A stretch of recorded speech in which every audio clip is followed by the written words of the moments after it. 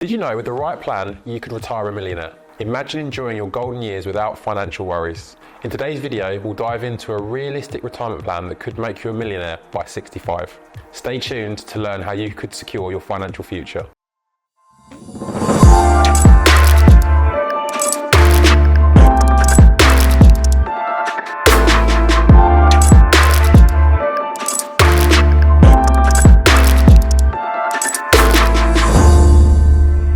To our channel where we help you build a secure financial future. Today we're breaking down how you can retire a millionaire with a realistic and actionable plan. Make sure you watch to the end to get the full picture and avoid common pitfalls. Now there are lots of ways and different instruments we could use, but I want to keep this fairly simple. So we'll stick to example strategies using just ISAs and pensions. And we'll assume a savings window between 30 and a slightly early retirement at 65. But before we dive into that, let's talk about asset allocation. Asset allocation is the allocation of your money to buying and holding different assets. There are lots of different asset classes, commodities, property, but I'm going to keep this really high level and simple and just talk about stocks or equities, bonds and cash. Stocks or equities represent ownership in a company. They are considered high risk, high return assets. Stocks can be highly volatile in the short term, meaning their valuations can fluctuate massively depending on market conditions. Historically, stocks have offered higher returns over the long term.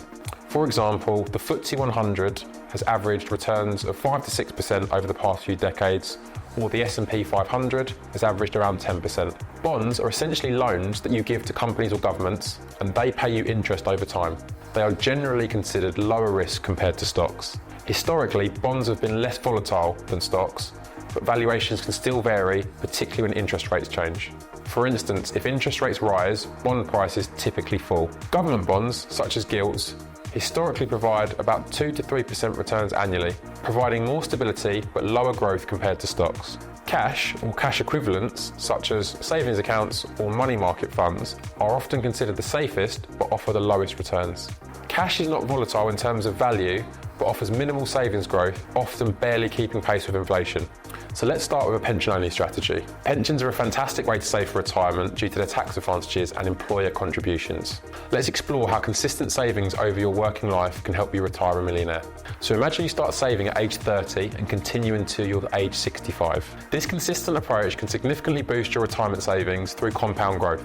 Most pension or investment quotations will show 3 rates of growth. These rates help you understand different growth scenarios for your investments. The Financial Conduct Authority mandates that the low growth rate is 3% below the mid-growth rate and the high growth rate is 3% above the mid-growth rate.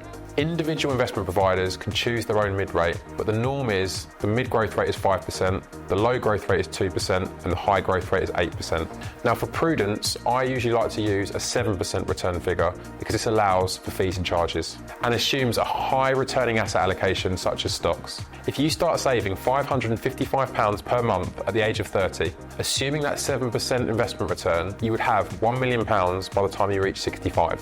Now with pensions, remember, if you're making your contributions from already taxed income, the government will give you tax relief at source. So that means for every £80 you contribute to a pension plan, the government immediately top it up to £100. If you're a higher or additional rate taxpayer, you may be able to claim back the additional 20 or 25% as a tax rebate.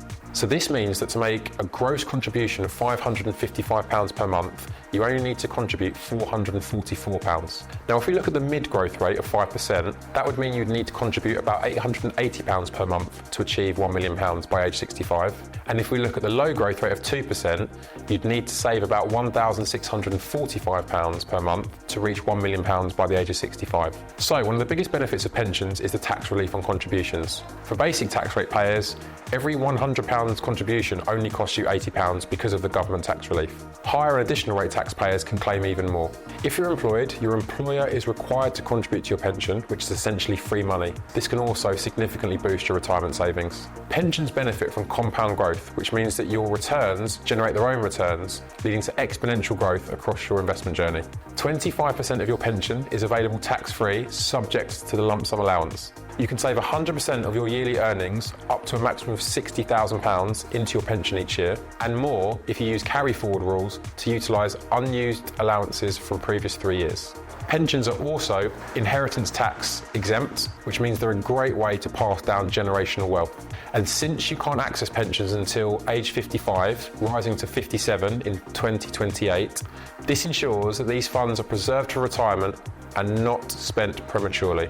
However, this can be seen as a drawback. The lack of access to your funds until you reach this minimum age can be a drawback if you need to access your funds early in an emergency. Whilst contributions receive tax relief, withdrawals are also taxed as income. This can be a disadvantage if you're in the higher or additional tax bracket in retirement. Like any investment, most pensions carry risk. The value of a pension pot can go up or down depending on market conditions. And like most investments, pensions come with fees which can eat into your returns. It's important to be aware of these costs and make sure you're getting value for money. Now let's look at a strategy saving just into an ISA. Saving into an ISA, you can just ignore the tax relief. So to have £1 million saved into an ISA, age 65, assuming that's 7% investment growth, you would need to save £550 if you started at the age of 30, £555 per month from the age of 30. Assuming that mid-growth rate of 5%, this rises to £880 per month. And assuming the low growth rate of 2%, this rises to £1,645 per month. The key benefit of ISAs is that all withdrawals are tax-free, which can enhance your savings over time. You can access your money at any time without penalties, making it easier to respond to unexpected emergencies. Unlike pensions, there is no restrictions on how much you can withdraw from your ISA before you start paying tax, because there is no tax, giving you much more control over your funds. The main drawback of ISAs is the annual contribution limit of £20,000 as at the 2024-2025 tax year. This can make it challenging to save larger amounts solely through ISAs. And unlike pensions, there are no employer contributions into ISAs, which means you need to rely solely on your own contributions and investment growth. And while ISAs offer flexibility, they do not benefit from tax relief the way that pensions do. Let's take a look at median earnings by age and region. Understanding how much people earn at different life stages and in different parts of the UK can help us understand how much you might be able to save for retirement. According to the Office for National Statistics, median earnings increase with age, peaking in the 40s and 50s. So in the UK, the median salary for people in their 30s is around about £30,000, whilst those approaching their 50s earn around £35,000. The highest earners in the UK tend to be in London and the South East, where the median earnings level is £40,000. The Midlands have a median earnings of £32,000 per annum. Manchester has a median salary of around £34,000, and regions like the North East and Wales have lower median pay at around £28,000. Higher earnings can significantly impact your ability to save more for retirement. Let's look at what percentage of earnings needs to be saved in different areas to reach the 1 million goal by 65.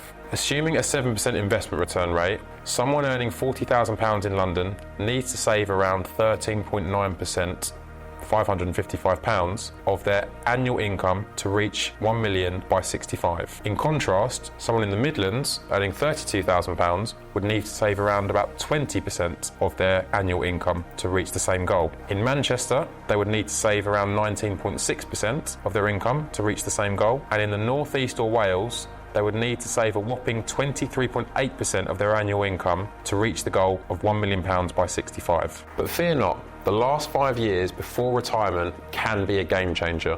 For most people, the budgetary constraints in the last 5 years before retirement are a bit more relaxed. There aren't so many mouths to feed in the house, the mortgage is usually paid off, and you're normally in one of the most senior positions you've had over your working life. So there is a formula that can help you double your savings pot in those last 5 years. Again, using my assumed growth rate of 7% per annum, you need to save 10% of your current savings pot to double it over the next 5 years. So that means if you have joint household savings of £300,000, that means you would need to save £30,000 per year collectively to double that to £600,000. Or to go back to our £1 million example, if you've got savings of £500,000 collectively, you would need to save £50,000 per annum in those last 5 years before retirement.